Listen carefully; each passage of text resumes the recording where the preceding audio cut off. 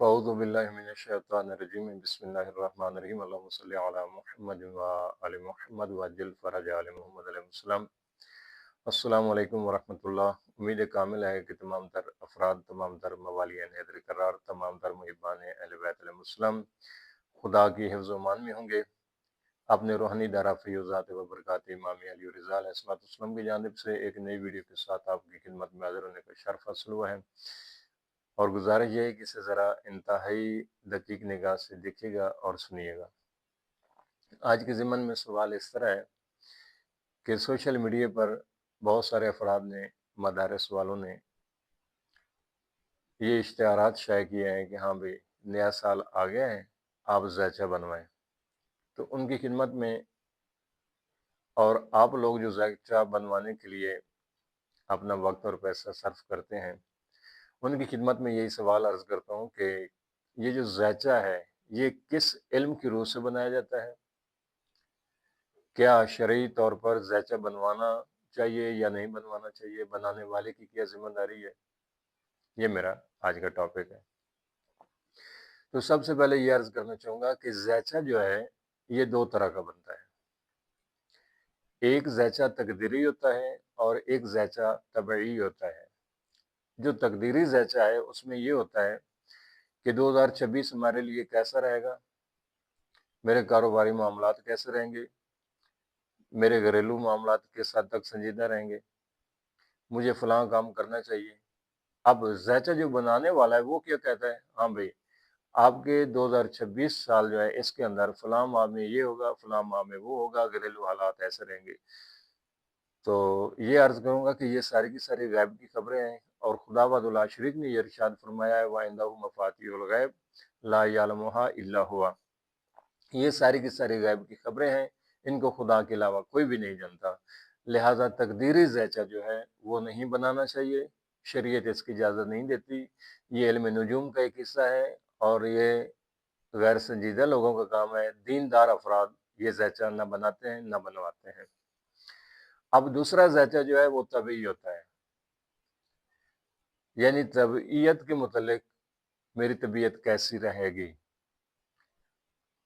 کچھ 100 میں سے 5% علماء، محققین، مقدمین جو ہے وہ اس کی اجازت دیتے ہیں، لیکن ساتھ اس کے وہ شرط لگاتے ہیں کہ یہ کام کرنا، یعنی طبعی ذائچہ تحریر کروانا یا تحریر کرنا، یہ مکروہ تنزیہ ہے۔ تنزیہ مکروہ کیسا ہوتا ہے؟ یعنی ایسا کام جس کو چھوڑ دینا انسان کے لیے بہتر ہو، شریعت میں وہ مکروہ کہلاتا ہے۔ چھوڑ دینا بہتر ہو کرنے کی نسبت، تو شریعت محمدیہ میں وہ کام مکروہ کہلاتا ہے، لیکن یہاں پر لفظ مکروہ کے ساتھ ایک اضافہ شدہ لفظ ہے جس کا نام ہے مکروہ تنزیہ۔ شرعی کتب میں، کتب اہل بیت میں مکروہ تنزیہ اس کام کو کہا جاتا ہے کہ جو قابل معافی ہو، چھوڑ دینا اس کا بہتر ہو، لیکن اگر انسان انجام بھی دے تو پھر بھی اس پہ گناہ نہیں ہوتا۔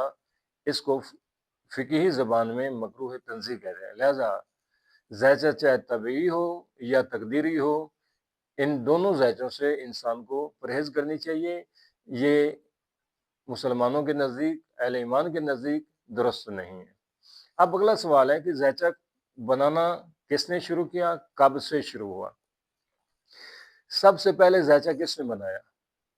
اس کے متعلق روایات کتب خاموش ہیں، میں نے بڑی تحقیق کی ہے، لیکن یہ معلوم ہوا ہے کہ 2000 سال قبل مسیح مصر کے کاہن لوگ، مصر کے جادوگر، انہوں نے ستاروں کی کاٹ پلٹ۔ یہاں پر یہ بھی عرض کر دوں کہ کچھ لوگوں کو یہ بھی نہیں پتہ ہوتا کہ ذائچہ میں ہوتا کیا ہے۔ ذائچہ بناتے وقت لوگ کرتے ہیں رقم، تحریر رقم کرتے ہیں، جس میں تاریخ پیدائش شامل کی جاتی ہے، تاریخ پیدائش کے بعد وقت پیدائش شامل کیا جاتا ہے، اور تیسری چیز مقام پیدائش انسان کا شامل کیا جاتا ہے۔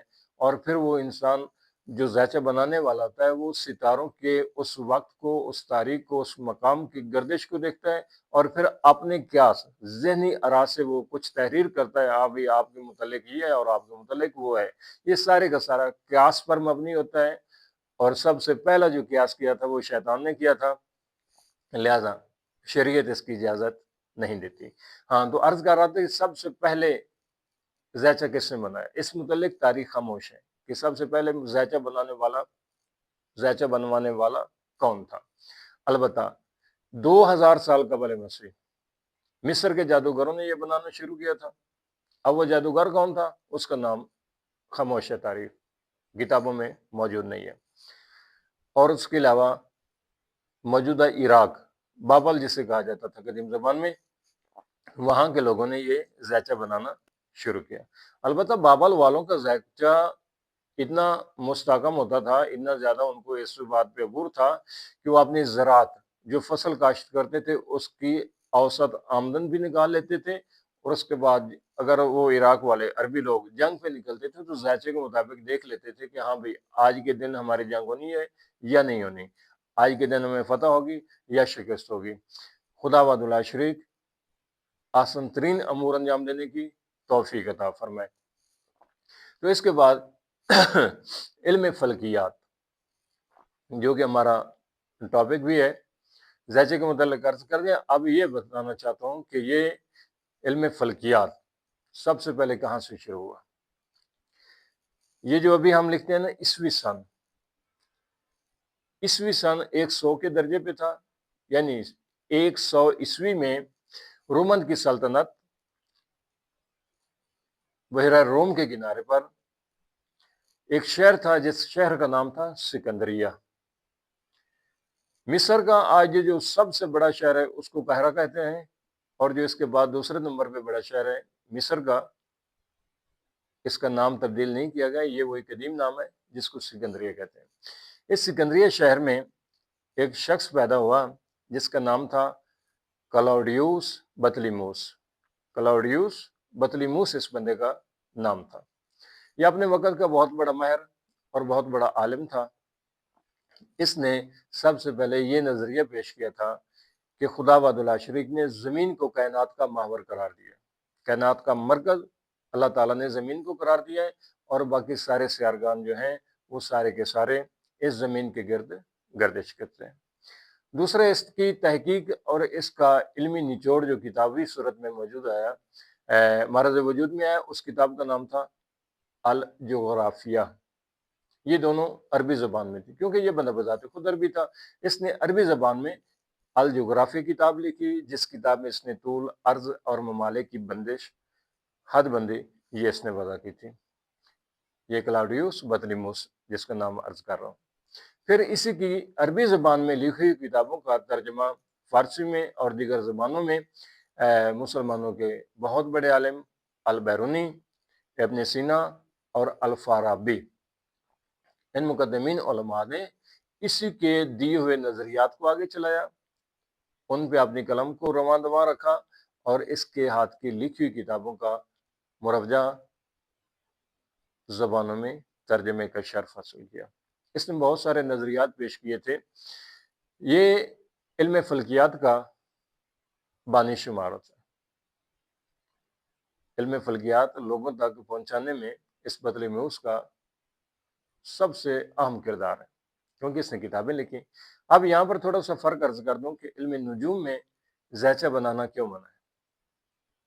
علم فلکیات اور چیز ہے، علم نجوم اور چیز ہے۔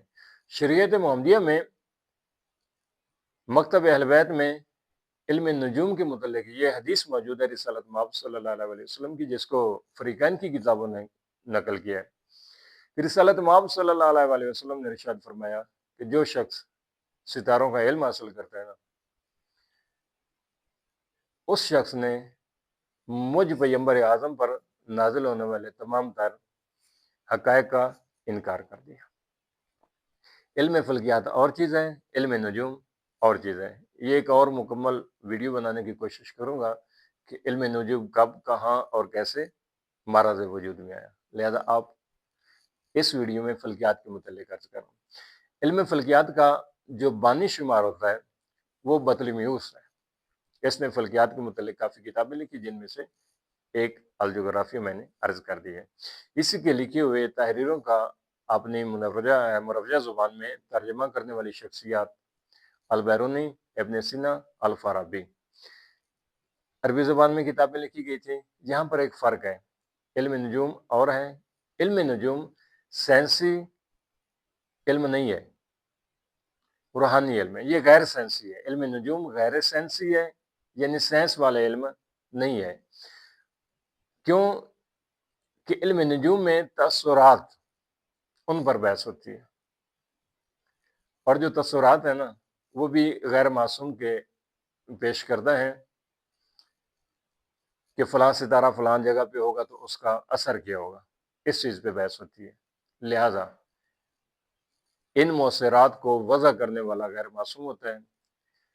جب وضع کرنے والا معصوم نہیں ہوتا نا تو وہاں پر نتیجہ یہ نکلتا ہے کہ کبھی وہ چیز درست ہوتی ہے اور کبھی وہ غلط ہوتی ہے، اتھینٹک چیز نہیں ہوتی۔ اس لیے علم نجوم سے منع کیا گیا۔ علم فلکیات میں ہوتا کیا ہے؟ دراصل علم فلکیات سیارہ، ستارہ، ستارے الگ ہیں، ان کا وجود الگ ہے، سیارے الگ ہیں، ان کا وجود الگ ہے۔ ہماری یہ کم علمی یہ ہوگی کہ بعض بتانے والے ہیں بھی تیرا برج یہ اور تیرا سیارہ یہ ہے، ان بیچاروں کو یہ بھی نہیں پتہ ہوتا کہ برج کسے کہتے ہیں، سیارہ کسے کہتے ہیں، معذرت کے ساتھ۔